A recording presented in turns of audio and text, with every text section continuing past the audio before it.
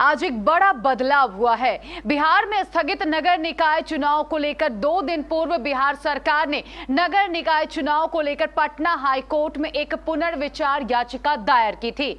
आज 19 अक्टूबर को तय समय पर इस पुनर्विचार याचिका की पटना हाईकोर्ट में सुनवाई की गई।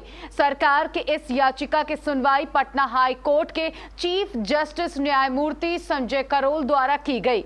इस सुनवाई के दौरान बिहार सरकार ने हाई कोर्ट में एक शपथ पत्र दाखिल करते हुए हाई कोर्ट को यह विश्वास दिलाया कि वह नगर निकाय चुनाव में सुप्रीम कोर्ट के फैसले का पूरी तरह पालन करेगी। अब इस चुनाव की कमान राज्य सरकार के हाथ में आ गई है। चुनाव की अब क्या संभावनाएं हैं, आइए केबीसी के महानिदेशक ललित अग्रवाल से समझने की कोशिश करते हैं। आज पटना हाई कोर्ट में बिहार नगर निकाय चुनाव को लेकर सुनवाई हुई। यह सुनवाई चीफ जस्टिस न्यायमूर्ति संजय करोल एवं उसकी खंडपीठ द्वारा की गई।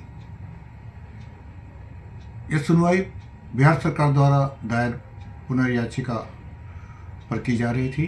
जैसा कि आपको पता है कि 2 दिन पूर्व बिहार सरकार ने नगर निकाय चुनाव को लेकर एक पुनर्विचार याचिका दायर करते हुए हाईकोर्ट से यह मांग की थी कि बिहार में चुनाव कराने की अनुमति दी जाए।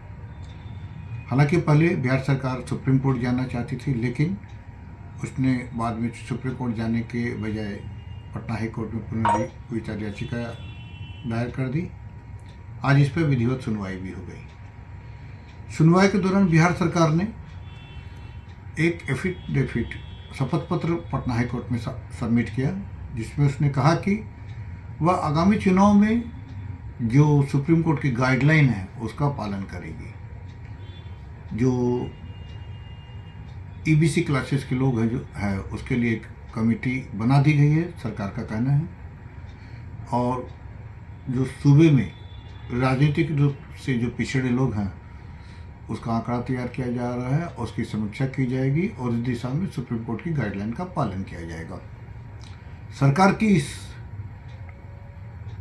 एफिडेविट के बाद, इस शपथ पत्र के बाद पटना हाई कोर्ट इससे संतुष्ट हो गया और इसने इस याचिका को निष्पादित कर दिया। अब क्या संभावनाएं हैं? अब पूरी तरह चुनाव को लेकर जो निर्णय है बिहार सरकार के पास है। अब बिहार सरकार चुनाव कब कराती है, कैसे कराती है, इसका सारा दारोमदार और सारा निर्णय बिहार सरकार के पास ही है। अब राज्य निर्वाचन आयोग और बिहार सरकार मिलकर चुनाव कब करवाएंगे, यह अभी भविष्य के कोख में छिपा हुआ है। लेकिन अगर सरकार चाहे तो आगामी नवंबर-दिसंबर में अब इन चुनावों को करा सकती है। लेकिन अभी ये तय रूप से कहना मुश्किल है कि चुनाव नवंबर-दिसंबर में होंगे या सरकार इसके लिए कुछ और समय लेगी। अब देखना है कि राज्य सरकार और राज्य निर्वाचन आयोग इसको लेकर क्या दिशा निर्देश जारी करते हैं। तब तक सब लोग इंतजार कीजिए। धन्यवाद।